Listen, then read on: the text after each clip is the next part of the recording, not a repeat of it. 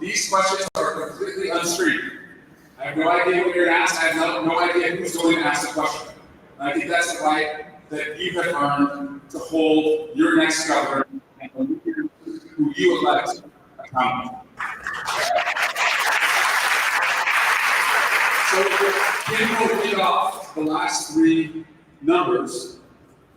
Here, I'll let you read off the last three. If you want to stand up, we'll get a microphone to you. Thank you so much. Okay. So the first one ends in 546. The second one ends in 495. And the third one ends in 527. Please stand up, please, if that's your number. Okay. Let's take our first question.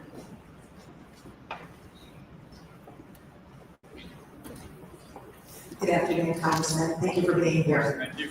And I couldn't be prouder to be in the fourth largest economy of the best state on the planet.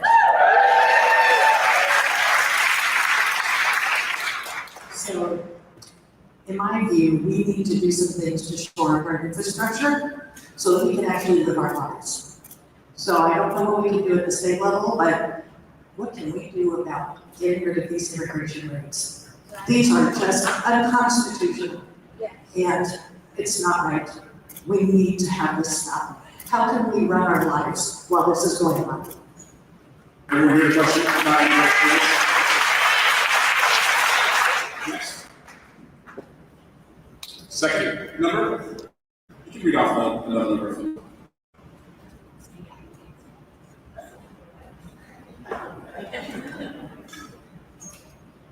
Okay.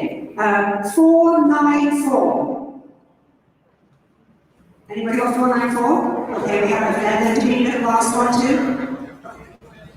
Okay, go ahead with 494. Yes, go ahead. And if we could get Kim a mic so she can call out the numbers, that'd be great. I think that Gavin Newsom has done a good job of trying to combat the I agree. problems that Trump has caused for the state of California. In the last few weeks, SNAP benefits have been reduced or even abated. And so in my life, I found myself going out and buying food and taking it to our local food banks. My question to you is, what would you do differently than Gavin Newsom to combat what Trump and Bob are doing here? Great, thank you for the question. We have one more. We find the third ticket, right there in the back.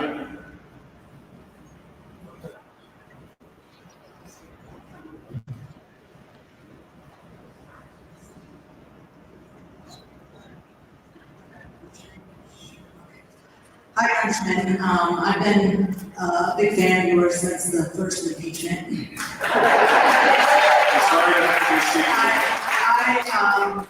Because there's a lot of things I'm stressed about. I moved from Missouri because it's really bad in there to come here to help fight with my people, I should say. I'm a music therapist, and so I work in mental health. And so that is a thing that I'm super stressed out about because there are a lot of homelessness and all that. And I agree with the woman over there, Japanese is doing great. So what are some things we can do to bring back those resources and those services to help those that are struggling? Thank you for the question about mental health and homeless. It's personal for me. I have a loved one who I spent many years chasing throughout the tender line in San Francisco as this person who suffered from addiction and homelessness. And the most frustrating part of that experience for me, that I've learned for so many Californians, is that you have family members, friends, loved ones fighting for their homeless relative. And it always feels like all of the rights are weighted in favor of the person in the equation who has the least capability to take care of himself. And of course, we want people to have freedom and independence, but I would take this loved one off the streets, get them showered, fed, into a rehab facility. I called the facility the next day, and it was heartbreaking to hear that they couldn't give me any information, and I couldn't be a part of the plan to get them well. And there has to be a way, with the resources we have in the state, to compassionately create laws that give more rights to family members who are fighting for their loved ones. Because I see this as it relates to the resources, I also want to lean in on public-private partnerships and really elevate their ability to serve our homeless population.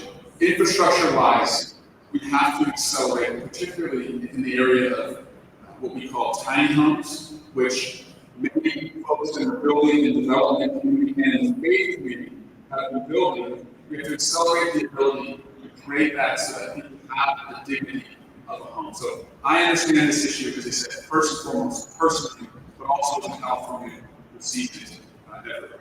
And I welcome you staying in touch with me about how I can learn more and do more on this issue. Thank you.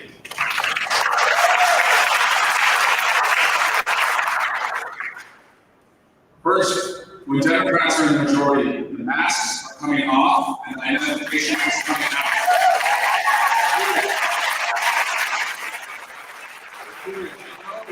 That sentiment is there, and that's the case. I follow the laws of our state, or they will be held accountable.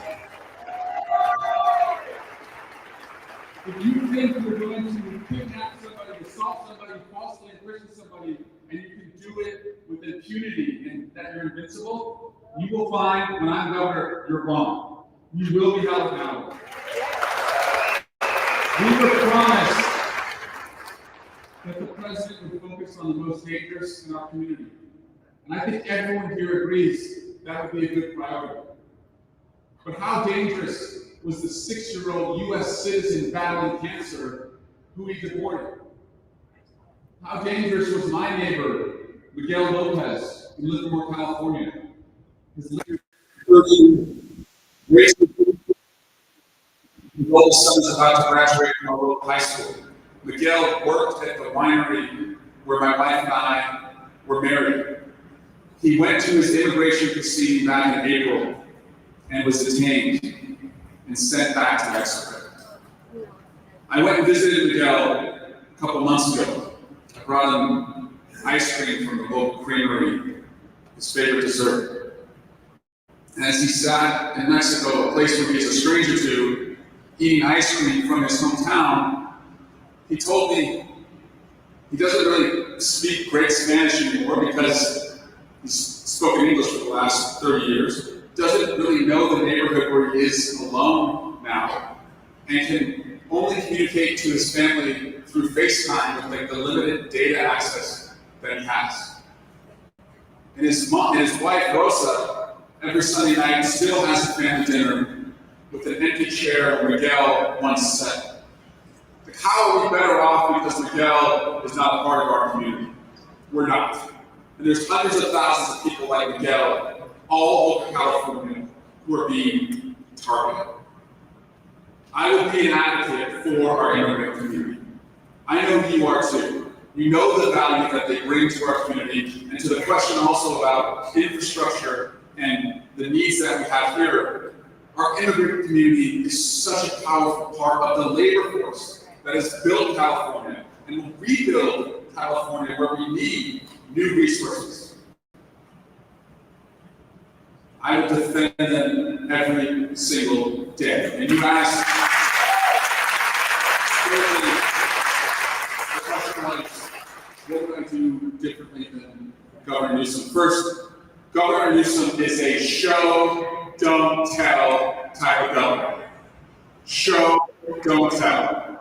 Some people in our party send 8-page, strongly worded letters and act like something. Governor Newsom has taken the administration to court and has won to get the troops out of our street. When Texas passed their big discipline process, Governor Newsom went to all of us and we all worked to deliver those 5 seats for Prop 50. I will be a show, don't tell. I have taken this president on in every round. I helped Adam Schiff lead the Russian investigation. I was a part of both impeachments, and I was asked by Speaker Pelosi to be the impeachment manager on the second impeachment. I have the only lawsuit that still exists against President Trump.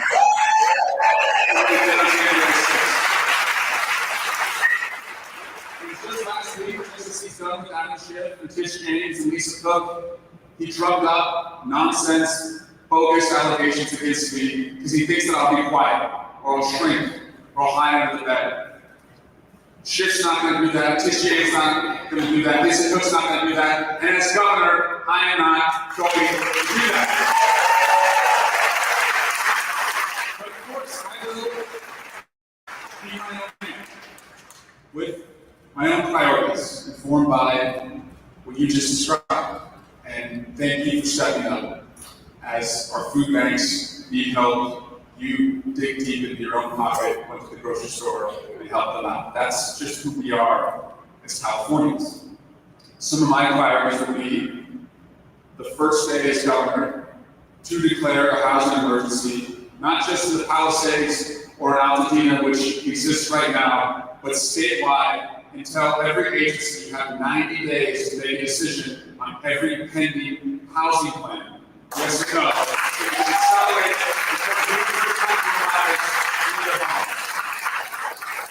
California has to be a state where you can take your first job, have your first kid, and buy your first home in the same decade. That has to be a promise.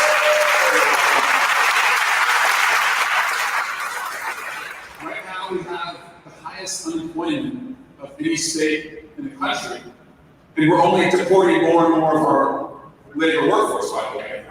And we have the slowest rate for small business new starts in the country. Here's what I'm going to do. Because we're seeing right now that private equity funds and big corporations are able to gobble up small businesses because there's not a lot of competition in our state and across the country. I want to ignite small business growth in our state, and for every small business, 25 employees and under, we are going to give them a tax holiday for the first 3 years. More small businesses, more entrepreneurs. That's the only way to compete with the big businesses, the giants of the state. Have them focus on creating new jobs, getting the business model off the ground, bringing on investors, and I promise you, if we add thousands of new small businesses in California, it's not just the new jobs, it's also business-to-business revenue for existing businesses that are out there. But the revenue that comes back to the state past year 3, because we have dramatically increased the number of businesses, that increases the services we can provide to take care of Californians. Finally, we need to write a comeback story for the bread and butter of the California economy, the TV and film industry.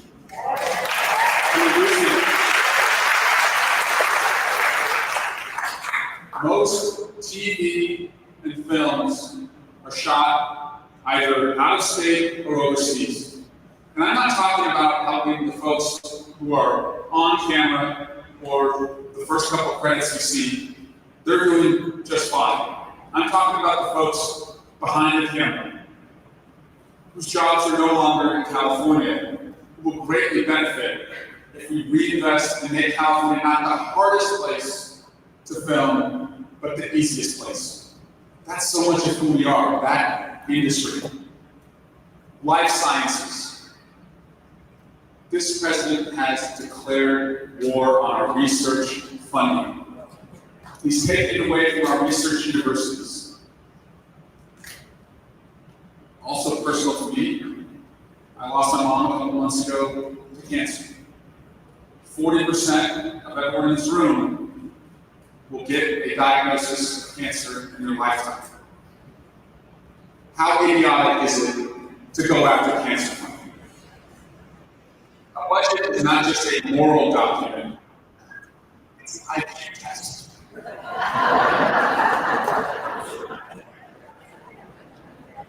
We should not be killing cancer research in this state. We should be killing cancer, period.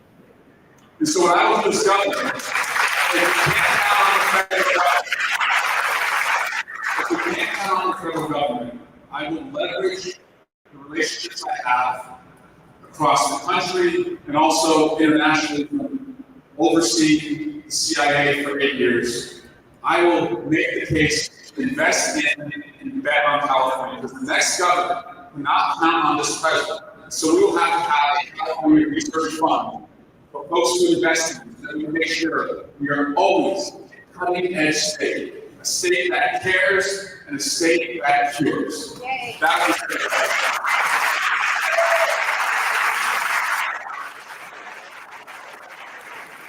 Okay, the next number, please stand up. I'll call this also raise your hand when you stand up. 5, 3, 3. 4, 6, 6. And 5, 0, 1. Do we have all those 3 people here in the audience? Do you have 3? You have 2? All right, so don't take it for the third one, but I'm going to call. Are you the third one, or are you a different one? I can hold it, I like holding the mic. Are you our third person? Okay, stand. How are you? I'm great, thanks for coming. My name is Tishana, and I represent the artist community of LA. I've been nominated for Grammy for Cheese, $1 sign, and much more. So,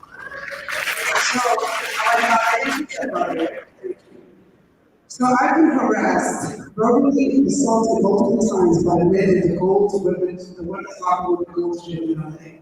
I've even lost my membership after objecting to one man in the women's locker room who turned out to be a convicted domestic abuser, who broke his wife's jaw so bad that she needs to have surgery. You're on record saying that men in the women's locker rooms in sports is a quote, not a thing. Given what's happening on the California, we got acknowledge that it is and if you're elected governor, what would you do to protect women in California from men, including being convicted of violence against women who can self-identify as any female strengths under the current law? Sorry about that. That's the question. Sorry.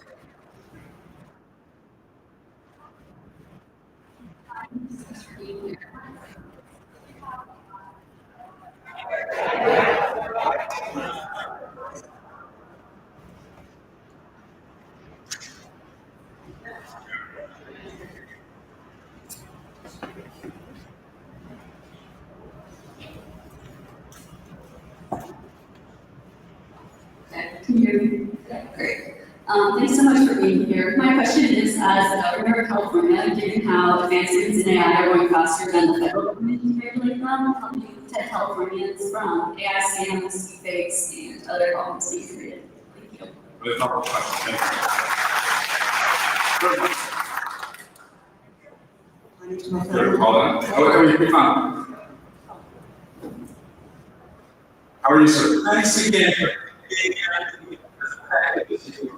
My question is to react to a couple of thoughts. After the meeting here on the hall is the first serious impeachment demonstration. Every day, things happen that could stand alone as an article of impeachment. It's about time.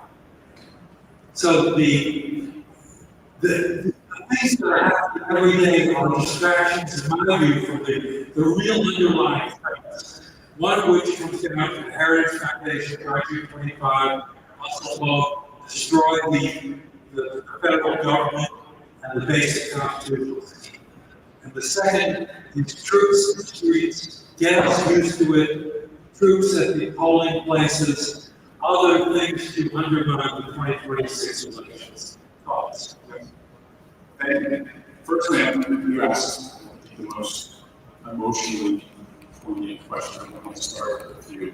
I was a prosecutor in Oakland for 7 years, and where justice was warranted and mercy was warranted, I showed. And where stiff punishment was warranted because somebody got hurt, I stopped. And I will not be a government that tolerates violence against women in our state. Period. That's not. Now, as it relates, to the issue of trans kids, particularly in sports, sure. Yeah, that's wrong. Harassment.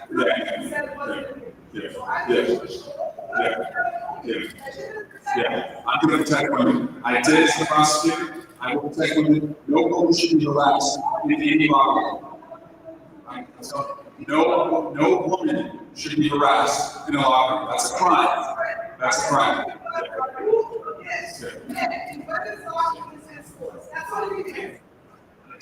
I don't want men harassing you in a women's locker room. That should not happen. I will also say,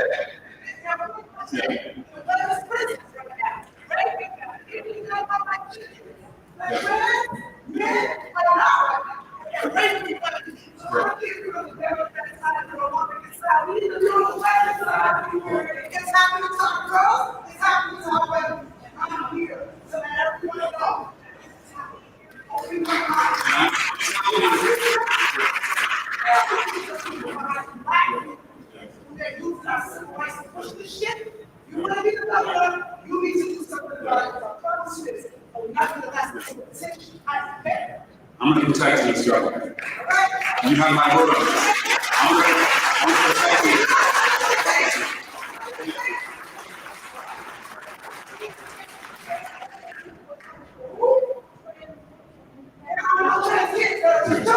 Stop transforming children. No one can make this decision anymore. Okay. I think you got the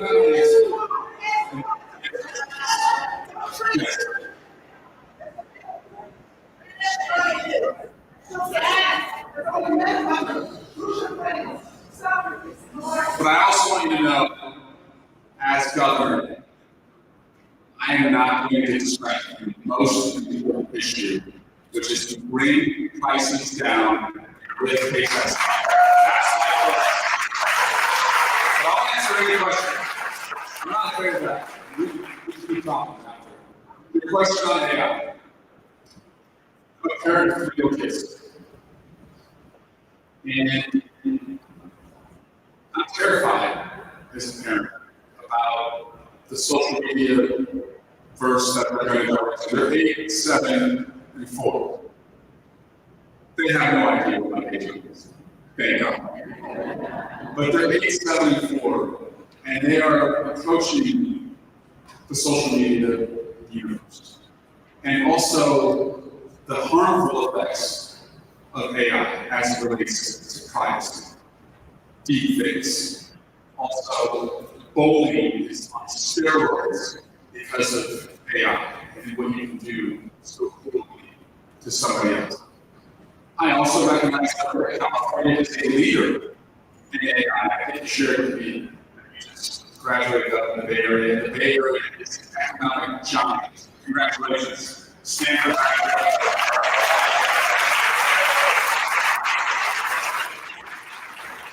Is a leader in AI. The whole state can lead on this issue, but what we must do, value-wise, is make sure it always is going to create more jobs and opportunities than it displaces. That we protect copyright. We're an artist now. AI is taking away the rights and creativity of so many Californians. We also must make sure, as it relates to AI, that anyone whose likeness is used is only used with consent.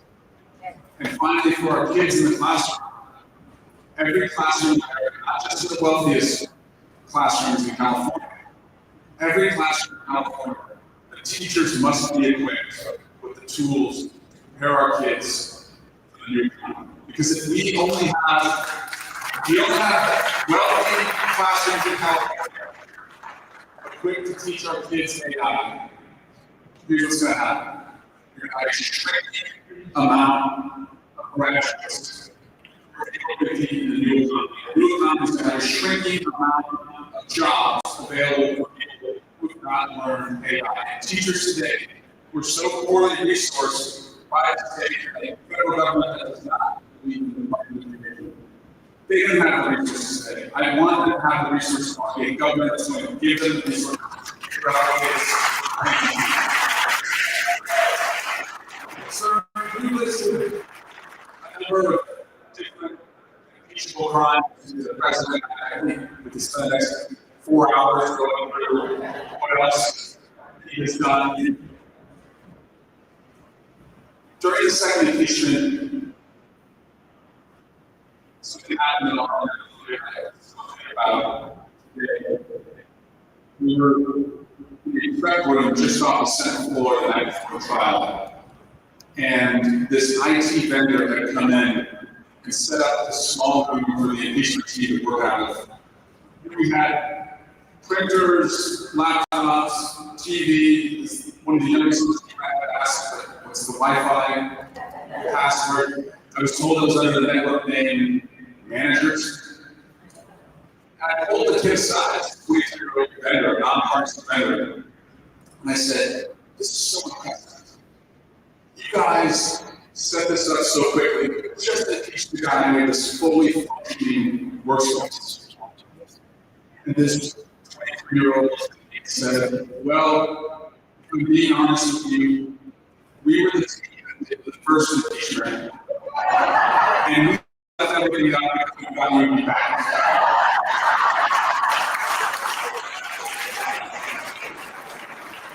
It's been serious.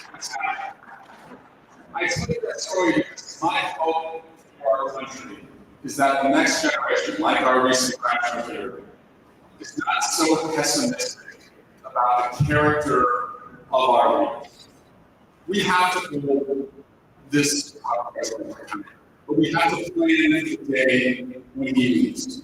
And the opportunities we have here in California to bring a new California to govern in a way where we're not seeing federal resources go away. And we are a complete donor state that is taxed. Our money goes to the federal government, and nothing comes back. We have to plan for what day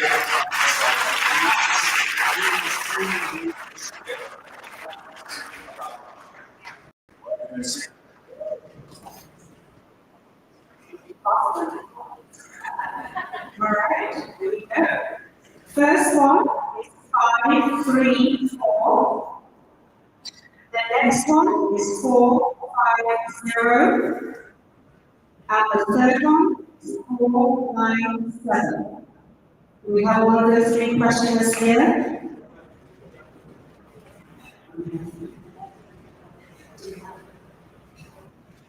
I want to thank you for your years on.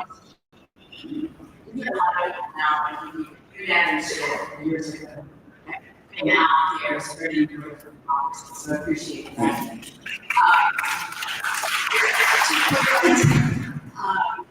Do we have something like Project 2025 in place, for the Democrats once we get rid of Trump? And can you shed some insight on Congressional District 40? We've kind of took the brunt of the redistricting, and would we be getting funding from the and that is what is now the young district. Okay. Yes, good question. Next. Hi, thanks. I'm Amy from the Orange County Municipal Coalition and the U.S. Rapid Response Network. What I'm concerned about right now are the attacks on rights and medical care and trans friends, the targeting and criminalization of our immigrant neighbors and those who appear to be immigrants, the Supreme Court's declaration of the immigration profile. I appreciate your vote on Megan Riley. There are a few of them, so let's talk to you about there. And the growing and unseen income inequality in our nation and the false narrative of scarcity, and there's a left for all to the happiness. But my question is, There are a lot of candidates already in the race. Why did you choose to enter the race now rather than support one of the other candidates? Question, thank you.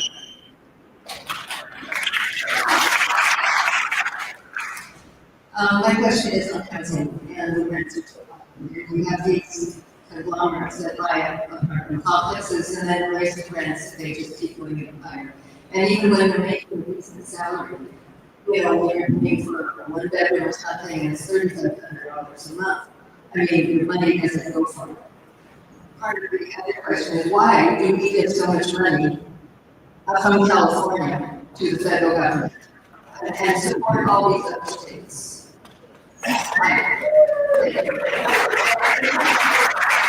So, let me just say, where there are dormant properties that are being purchased on spec that could go to housing for Californians, I don't see it as substance. I actually believe that if people just buy out the gondola properties in California on spec, we have a way to see if productive use is occurring or not. We can measure their utility bills, water, and energy, and if they're not being used for a certain amount of time, I think you have that pay into affordable housing. They have to be a part of solving the problem. They can't just speculate and make it up. We're clearly seeing this foreign buyers who have no connection to our community and the challenges that we're facing doing this. So my expectation will be, if you're going to do that, then you're going to pay for the housing that has to be. When I was knocking on the doors for Prop 50, part of the inspiration for what made me want to step up and do this job, I saw so many seniors, and oftentimes widows, in 4-bedroom, 2-bath homes, where they were essentially prisoners. And they would tell me they couldn't leave because of the capital gains consequence of having purchased the home 20 to 30 years ago. I'm working on trying to fix that federally, but as governor, we also have the ability to fix that in this state. So for seniors who qualify, middle-class seniors who qualify, I believe there's a way to defer the capital gains so that they are able to do senior housing. We also have to build more senior housing in California.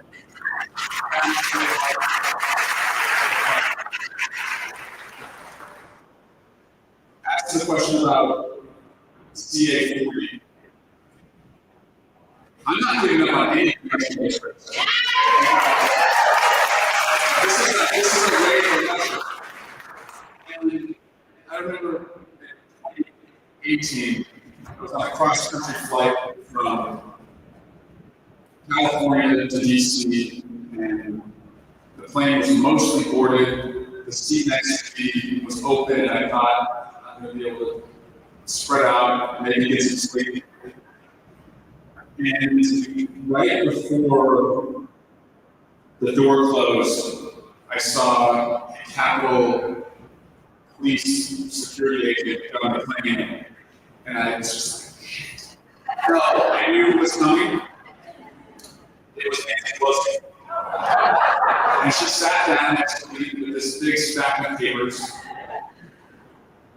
and I just went to sleep. And I was about to take it, everybody takes it out. And I said, Speaker, do you sleep on these flights? And she goes, no, of course not. I was like, great. And so for like the next 4.5 hours, she's reading me the articles that she has and asking me what I think about, this issue or that issue. And I finally tried to get organized and ask her something. And I said to her, Speaker, do you think we are approaching a way election in 2018? And she looked at me and she said, we don't wait for ways, dear. We make ways. So we are going to make a way, not just for the 5, everyone in Prop 50, but we're gonna make a way that takes young Canton out of office.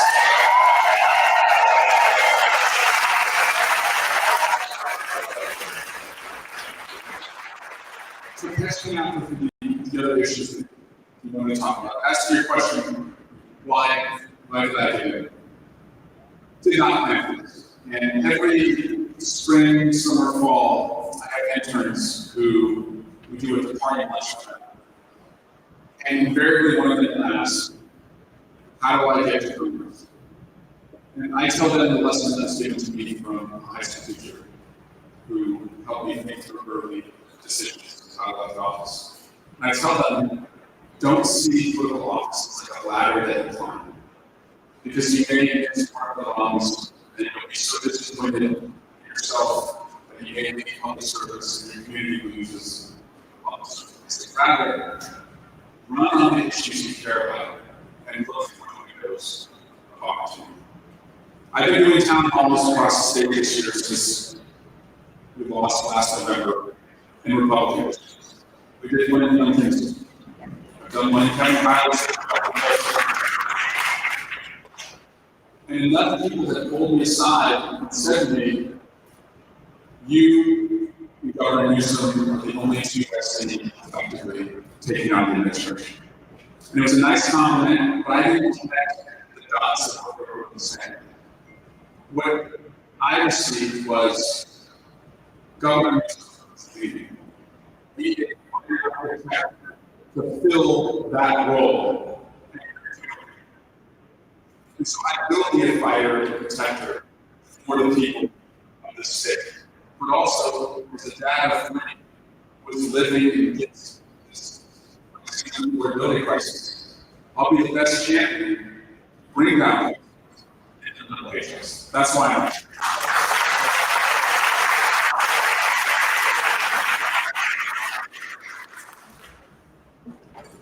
Okay, the next three are 5, 1, 6, 4, 5, 5, 4, 5, 6. How are you? You asked the question for me, it's thinking about being able to support, have families, as you mentioned. We talked about some activities. We've done some ideas around housing, which I like. We also talked about getting wages up and prices down. I'm curious what you're going to do to make that happen. Great, thank you. Hi, thank you for being here. I'm most concerned about the future, not just for our children, our grandchildren, but our children and the environment. Ways to help build out a new protect jobs in the economy, but also use AI to help us in protecting jobs and so many things like that. And housing. It's hard, the environment we have left. California just passed this year, the energy affordability bills, but we still need to do a lot of work to mitigate the worst of climate change. What do you plan to do to help that transition to renewable energy and create a green and blue economy for the future? Thank you. Thank you. Okay, third question. Mr. How are you? Good, thanks for being here. My question is, as governor, when can we get around to raking the leaves in the forest? When I get around to breaking leaves in my backyard. My real question is, what's the minimum amount of time that Democrats will accept to extend ACA? Negotiate with them? I want that ACA to be extended past. So, okay, so what's the? Should be 5 years. 5 years, at least, to extend the Affordable Care Act subsidies.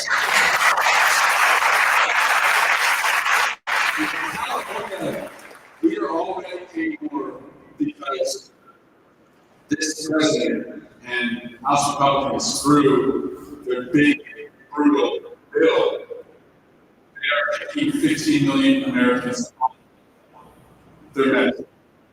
And they're close to reimbursement for going that. So we are all in pay for it. That is a large part of the $18 billion deficit that the next government is going to inherit. And so we have to get those subsidies back in place. Martin Taylor Greene has been on the sides of putting those subsidies back in place. And we have to work to try and get a few more Republicans, as we did, to get the custody files to cross over before GPD's January. But I'm not giving up doing that.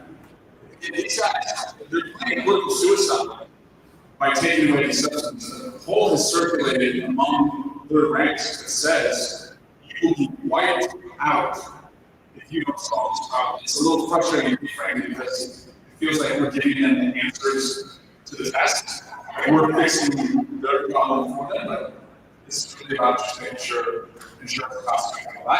5 years is what I agree needs time. And then, of course, we have our own challenges in California that we will have to squarely take on. But for the sake of all of us, 5 years will make sure we keep at least flat and not go up the insurance costs.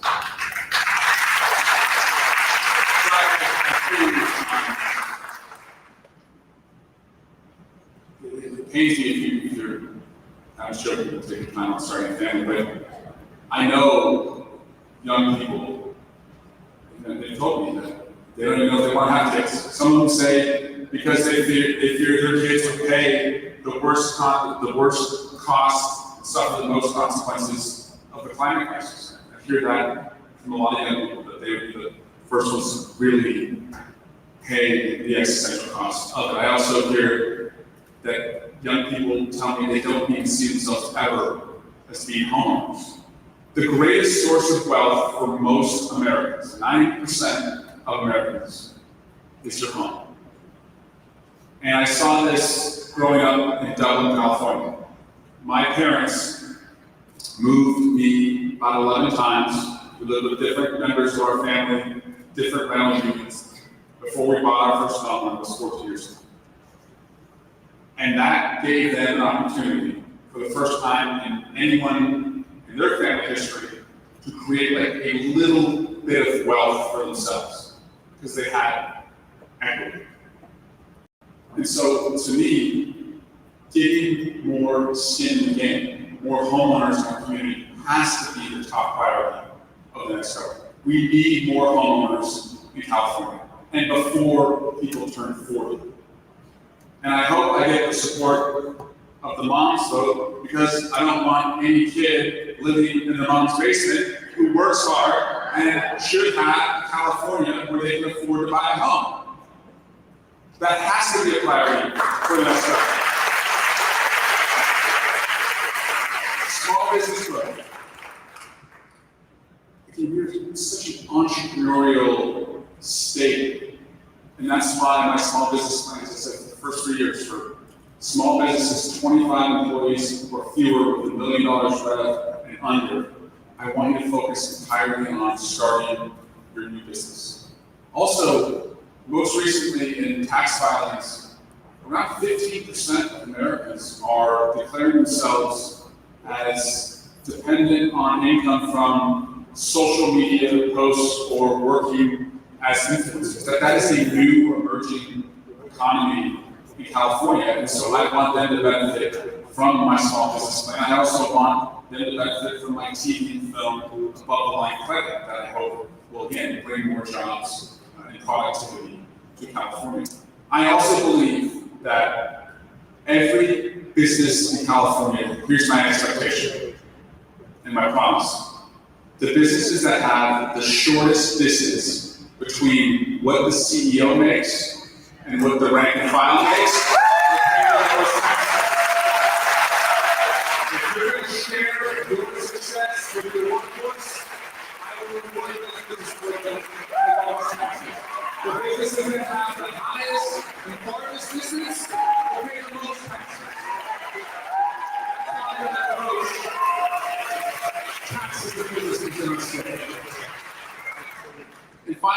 question about the environment and what we've lost because the Inflation Reduction Act and the Infrastructure and Jobs Act funding has so punitively been taken away from us by this president.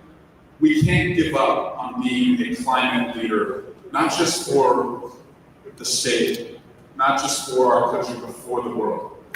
And by the way, California is the greatest country in the world. We are the greatest country in the world. So we will double down, particularly on solar. AI was mentioned, and the only way that we can be a leader in AI, and the only way we can seek to create more jobs than displace us, is if you have the energy resources that have to be renewable to power.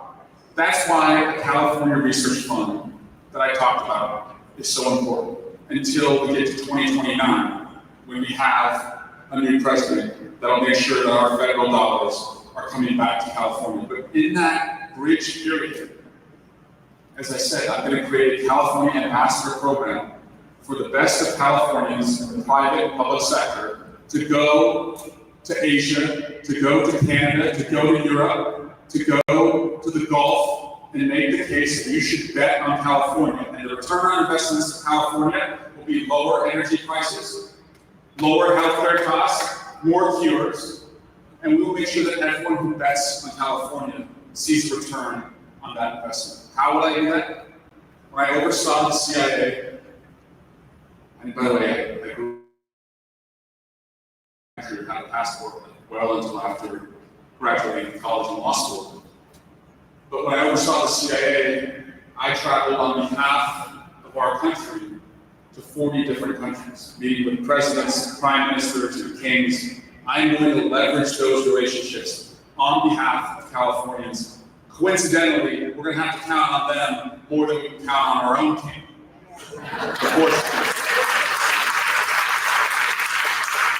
The woman who asked about CA40, you also asked about our Project 2025 and what else we can do. And I'm running to be governor. I'm going to have a great relationship with Speaker Jeffries. And I will just tell you, part of our Project 2025 is Project 2021. When Nancy Pelosi was Speaker of the House, in 2021, we passed the Equality Act. We codified Roe versus Wade. We made DC a state. We passed the John Lewis Voting Rights Act to get rid of dirty money and dirty maps out of our politics. We passed an assault weapons ban and background checks. Where was it blocked? By our own Democratic colleagues in the Senate. We can't ever again be so weak with power. Because what mom in America thought her kids were safer at school, and look at the moms demand action activists. What mom in America believed their kids were safer at school because we had the White House, the House, and the Senate? None of them. Because we were weak with power. We negotiated against ourselves. We stood on virtue and principle and said, so what if America burns? At least we have the filibuster. We can't do that again. The American people and Californians are behind our values. They just want to see us flex for them the next time we're in power.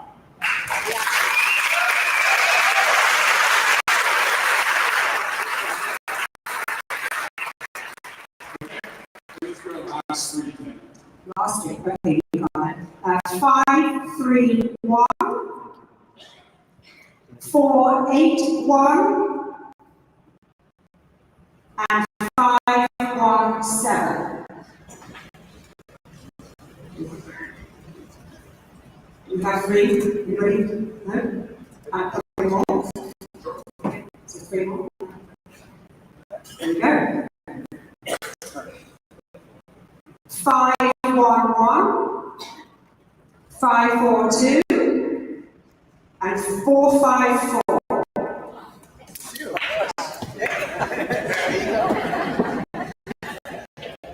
I wish we had like a prize or something. How you doing? Hi, Congressman. Thank you so much for joining us down here. First and foremost, I want to thank you for standing in solidarity with all of our immigrant communities, especially for helping vote progress like in Riley Act, the first domino involved in the erosion of our civil rights learning process. So thank you so much, and should not take our archaeological expedition or our leaders to find your back with my own role as a local elected official. I'm a city council member in the city of Garden Grove.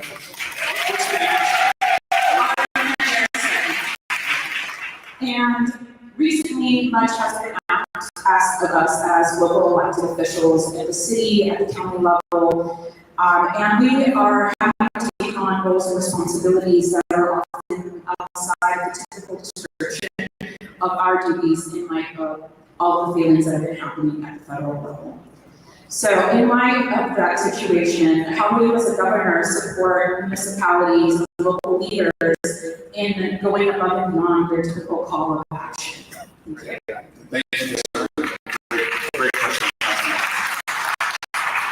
Hi, thank you for coming. My stress as well wake up in the morning is, of course, our public lands and our national parks. And then second is all the aggressive, awful things that ICE is doing. I know you're a fighter, and I know you talk about prosecuting when we have the House, but what can we do now? We need that ICE stuff stopped now, and that's what it was. So how can we do that? Like, can we bring a federal judge in to override what the Republicans say? Like, we've got to do something. Okay. Thank you. I'll answer that in a second. Okay, last one.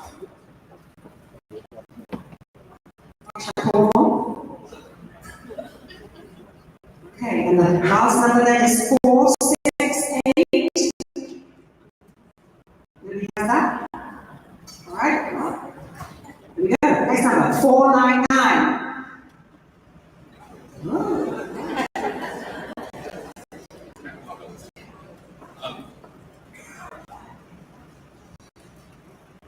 It does kill me to see our immigrant friends and neighbors being chased in this manner.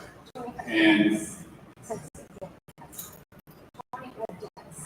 25 deaths in custody. And they've tried to take a disgraced federal women's prison in my district, which had to be closed because of the outrageous conduct, sexual assaults, women's prison, and make it a nice facility. And the community and I are saying, hell no. And we've been fighting that, and I'll continue to fight it. But what can we do in the interim between now and when the midterms? We have to keep supporting organizations that are going to the courts. So Mark Elias, the ACLU, the Democracy Forward, they're going to the courts. And they're going to stand with leaders in the courts. I also strongly believe that every attorney general in the United States, particularly in blue states, use your chief law enforcement powers.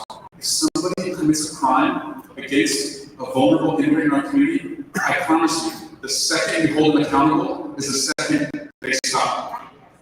I always prefer playing on the offensive side of the ball in sports than the defensive side.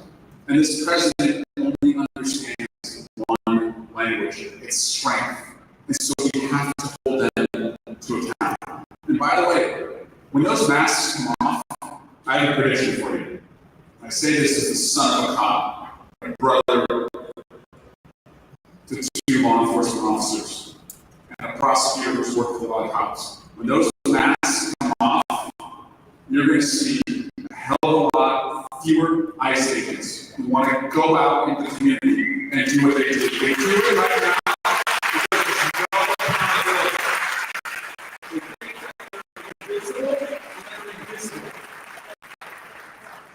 Finally, Councilmember,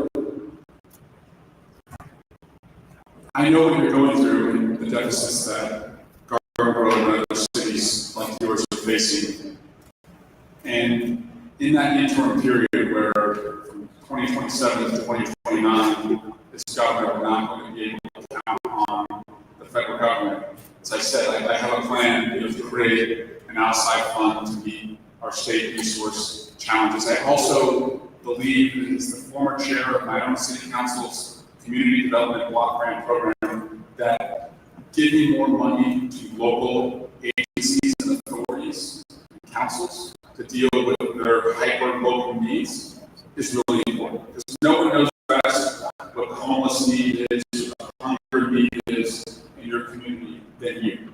And so I would want a governor that would seek to have a budget that models or mimics what the community development block grant is that should be earned federally again during that interim time. Because I know we can't give out those grants, your local shelters, your local food banks, your local Planned Parenthood facilities, they all suffer.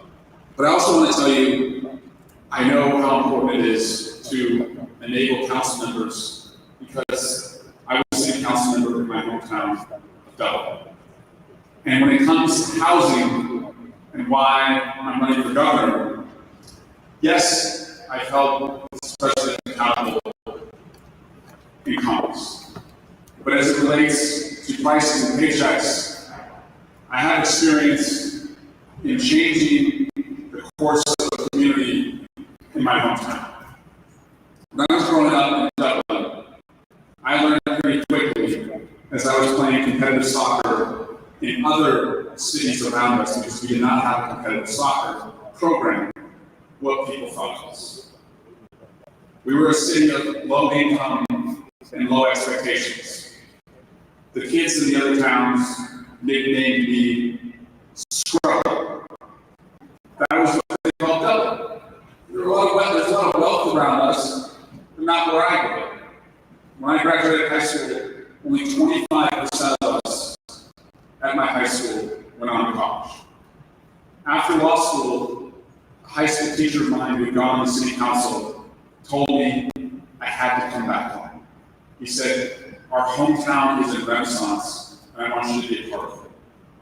So I started as an arts commissioner, and then a planning commissioner, and then I ran for the city council. And we worked in Dublin to bring labor, builders, and developers to the table to meet our housing needs. And we built mixed-use, market, and affordable projects that won national awards. We used incentives for small businesses to bring on restaurants and retailers that weren't just fast food, but were higher end and worthy of the aspirations of the community. And we attracted high-end employers. Today, we have a Whole Foods that most of us can afford to shop at. I mean, you made it. We have Fortune 500 employers. And that high school that I graduated from, 96% of the kids who go there. That's the story of struggling to go. That can be the story for every community in California. That's why I'm running for governor. Thank you so much for coming.